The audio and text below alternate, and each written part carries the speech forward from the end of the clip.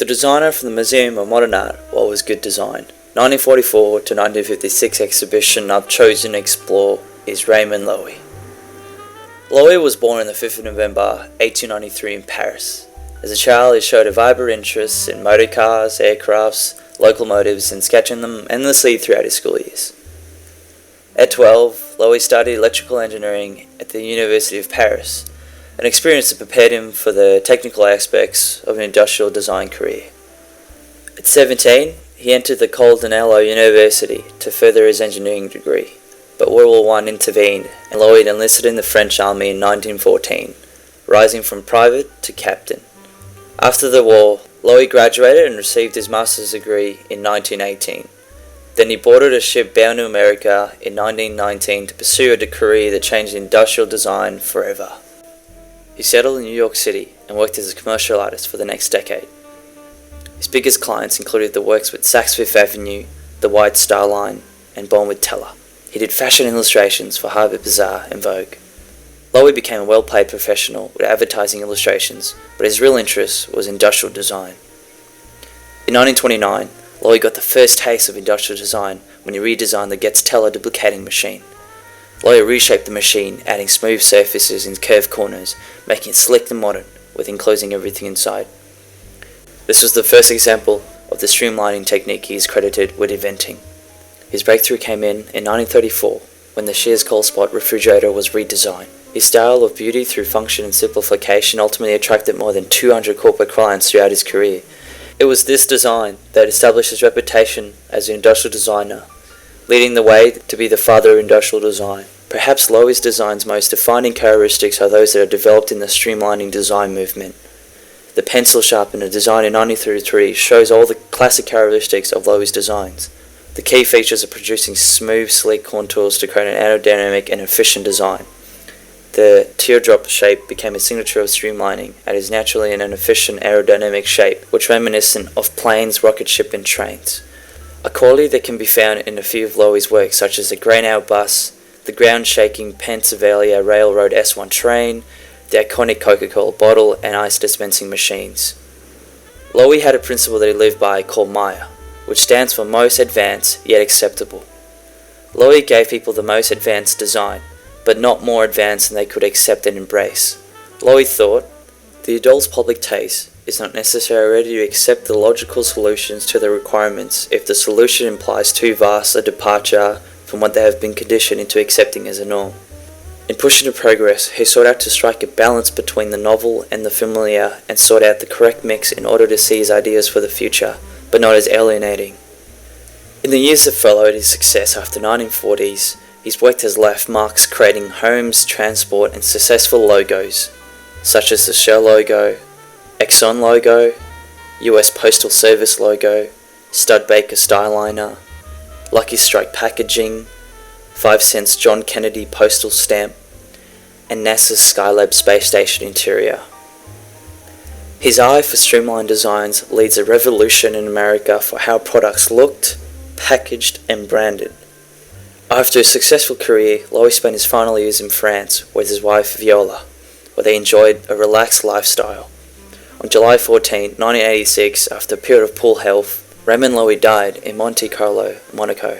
Loewy's death sparked a frenzy in the global media over his untouched talent and contributions to industrial design. The object featured in the exhibition What Was Good Design by Holocrafters, a company that manufactured equipment, included the popular communication receiver S40A model made in 1947 that was designed by Raymond Loewy. The communication receiver was an early model as a commercial product which was used for the purpose of communication as well as transmission of data after the World War II. The communication receiver highlights a few of Dieter-Rams' principles to what makes this product a good design. Before I start explaining Rams' principles with this product, I would like to share an interview of Raymond Loewy on 60 Minutes with Morley Safer in 1979. Loewy provides a personal insights on what makes a good design. Good design is a design that does not get obsolete, number one. That stays classic, like a Greek statue. That's good design. Secondly, it should be humble. It should not jump at you. It should blend with the surroundings. That's good design. Anything violent, brutal, for me is cheap, vulgar, that's junk. Good design is simple. When you look at it, you have the impression of great simplicity, the beauty of simplicity. If it looks gadgety and complicated, it's not good design. With this in mind, Loewy designed the product in keeping it simple with a modellist view of the form following functionality. A good design is innovative as this product had the capabilities to cover a wide tuning range of any commercial receiver at the time and could be used for standard broadcasts. Its modern and minimalistic contemporary appeal through the smooth and rounded edges on the surface and controls of this product. This is highly influenced by Loewy's streamlining techniques, creating a timeless and polished design. The product is functional and able to serve its purpose to satisfy the intended criteria of communication.